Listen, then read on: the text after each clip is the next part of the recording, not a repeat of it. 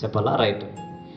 ఈ డ్యాన్సు మీ ఊర్లో ఇక్కడ లేదు, కానీ ఏరో ప్రాంతాల్లో డ్యాన్స్ ఎందుకు వేస్తారంటే బాగినండి, దేవుడు అల్లరితో కూడిన ఆట పాటలను దేవుడు ఇష్టపడతాడని చెప్పాడు కదా బైబిల్లో, చెప్పాడు కదండి. అల్లరితో కూడిన ఆట పాటలను డ్యాన్సులను దేవునికి ఇష్టం కదా? ఇష్టమా? చెప్పాలి ఇప్పుడు మీరు. అల్లరితో కూడిన ఆట పాటలు అంటే దేవునికి అసహ్యం అండి. మరి అల్లరితో కూడిన ఆట పాటలు డ్యాన్సులు వేస్తున్నారో లేదా? ఇది దేవునికి ఇష్టమా కాదా?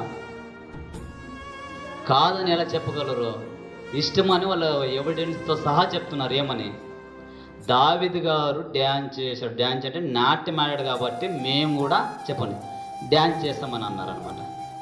దావీదు గారు డ్యాన్స్ చేశాడో లేదా? వేశాడు కదా. ఎందుకు వేసాడో మీకు రెఫరెన్స్ చెప్తాను. దావీదు గారండి దేవుని ఉద్దేశాలను నెరవేర్చాడు కాబట్టి ఆయన వేయడానికి అర్హత ఉంది. మనం ఏ ఉద్దేశాలు నెరవేర్చామని డ్యాన్స్ చేస్తాం మనము? చెప్పండి. ఆయన అంటే దేవుని ఇష్టానుసారుడు, దేవుని ఉద్దేశాలు నెరవేర్చిన వాడు, ఆయన వేయడానికి అర్హత ఉంది. మనం ఏం చేసామని దేవుని కోసం డ్యాన్స్ చేయాలి చెప్పండి? డ్యాన్స్ చేయొచ్చా? ఇప్పుడు చిన్నపిల్లలు అంటే ఇక్కడ కూర్చున్నారు కదండి, ఇంకా చిన్నపిల్లలు ఇక్కడ లేరు.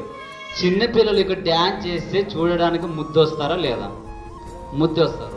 అదే వయసు వచ్చిన పిల్లలు డ్యాన్స్ చేస్తే చెప్పండి చూసే వాళ్ళకి మనకన్నా సిగ్గుండాలి, వేసే వాళ్ళకి వాళ్ళకన్నా సిగ్గుండాలో లేదు. నిజమే కదా? ఇలాంటి డ్యాన్సులు అనేది దేవునికి అసహ్యం అండి. చాలామంది వేస్తున్నారు, అలా వేయకూడదని చెప్తే చెప్పండి దావీదు గారు వేశారు కాబట్టి మేము కూడా వేస్తామని అన్నారు. ఇకపోతే నాటకాలు ఎందుకు వేస్తారు ఎవరికైనా తెలుసా అండి? మీ ఊర్లో ఎక్కడన్నా మీ ప్రాంతాల్లో మీ పుట్టినింటి వాళ్ళు ఉంటారు కదండి, ఆ ఊర్లో నాటకాలు వేసేవాళ్ళు క్రిస్మస్ టైంలో. ఇప్పుడంతా మానేశారు అండి, కొన్ని ఊర్లో వేస్తున్నారు. నాటకాలు ఎందుకు వేసేవాళ్ళు అదేమన్నా తెలుసా? నాటకాలు ఎందుకు బాగినండి అలర్ట్ చేద్దండి. ఈ నాటకాలు ఎందుకు వేసేవారంటే ఆ రోజుల్లో అండి ఈ బైబిల్ని చదవడానికి ఎవరికి రాదు. బాగినాలి. ఈ బైబిల్ని ఎవరికి చదవడానికి రాదు కాబట్టి కొంతమంది మిషనరీస్, చదువున్న జ్ఞానులు మన భారతదేశానికి వచ్చి ఏం చేసేవారంటే, మన వాళ్ళకి చదువు లేదు కాబట్టి చదువు లేని వారికి క్రీస్తు మెసేజ్ ఇవ్వాలని ఏం చేశారంటే యోసేపు గారి పాత్ర వేసేవాళ్ళు, మరియమ్మ గారి పాత్ర వేసేవాళ్ళు. అరే మరియం ఇలా ఉంటుంది, యేసుక్రీస్తు వారు ఇలా పుట్టాడని నాటకాలు వేసి లోకానికి మెసేజ్ ఇచ్చారనమాట. ఆ రోజుల్లో చదువు లేదు కాబట్టి క్రిస్టియన్స్ మిషనరీస్ వచ్చి ఈ లోకానికి మెసేజ్ ఇచ్చారు. ఏమని?